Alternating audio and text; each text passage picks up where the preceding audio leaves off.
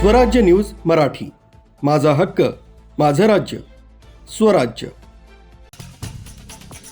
इगतपुरी नगर परिषद मुख्याधिकारी धीरज भामरे यांनी नुकत्याच शासनाने जाहीर केलेल्या निवडणुकांमुळे शहरातील नागरिक, राजकीय नेते, शासकीय कर्मचारी, अधिकारी यांनी आचारसंहितेचं पालन करण्याचं आवाहन केलं आहे। स्थानिक स्वराज्य संस्थांच्या सार्वत्रिक निवडणुका 2025 च्या बाबतीतली आचारसंहिता माननीय राज्य निवडणूक आयोगाकडून आज लागू झालेली आहे।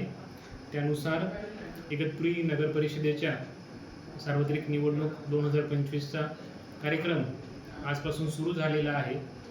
आचारसंहिता लागू झालेली असल्यामुळे आदर्श आचारसंहितेबाबत माननीय राज्य निवडणूक आयोगाचे जे निर्देश आहेत त्याचे नागरिकांनी व सर्व राजकीय पदाधिकारी पक्ष यांनी सर्वांनी पालन करायचे आहे।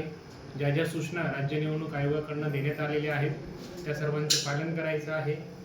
आपल्याला इगतपुरी नगर परिषदेच्या सार्वत्रिक निवडणुकीसाठी माननीय तहसीलदार वारावकर साहेब यांची निवडणूक निर्णय अधिकारी म्हणून नेमणूक झालेली आहे।